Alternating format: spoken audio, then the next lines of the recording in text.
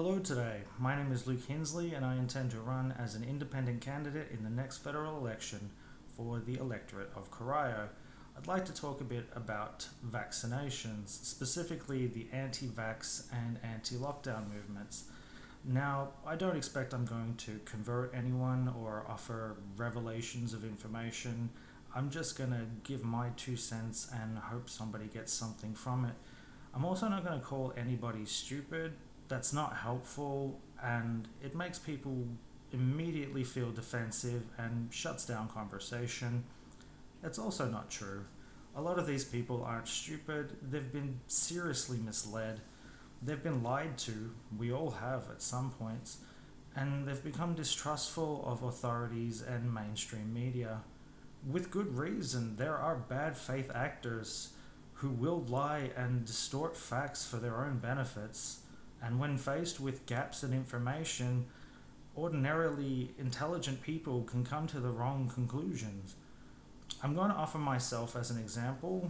I'm not anti-vax or anti-lockdown. I just had an incident where a lack of information gave me the wrong impression, and it was about vaccination. Full disclosure, I am fully vaccinated, and I want others to get vaccinated, and that's why I'm discussing this with you. When I got my first jab, I had what I thought was a severe reaction. I had some minor symptoms. I felt tired and I had a sore arm, but I also had a very bad pain in my lower back. I thought it was probably just some inflammation and that it would go away, but it didn't. It got much worse, to the point where I had trouble physically moving. The pain was that severe. I went to see my GP and had an examination and was sent for an x-ray. The results came back and I have a minor spinal injury. This is something that cannot be caused by the vaccine.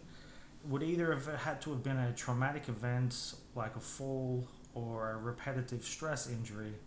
Now, I hadn't had a fall, but I have previously worked in a loading dock where I did a lot of heavy lifting daily, which is most likely the cause.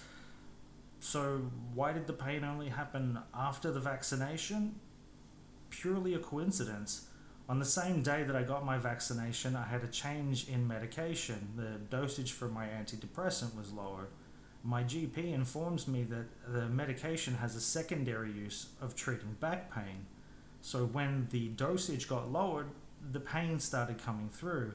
It had nothing to do with the vaccine. If the pain hadn't gotten worse, if I hadn't seen my doctor, I would have just assumed that it was a bad reaction, which is why you can't trust anecdotal evidence. It can be completely honest and still be wrong. Gaps in information lead to wrong conclusions. You need to be able to think critically about yourself and what you think you know, and accept that sometimes you, me, we can be wrong. Acknowledge that and try to do better next time. I know lockdowns are tough. Not being able to see friends and family sucks. It's not great for your mental health. Not being able to work and earn money causes significant stress, and the federal government's not doing enough. Their anti-lockdown, pro-business ideology has made things much more difficult than needed to be. And the corruption and incompetence under Scott Morrison and his LNP lackeys extends well beyond the pandemic. Change is coming though, and they will be held accountable. I hope you're doing well, and I thank you for your time.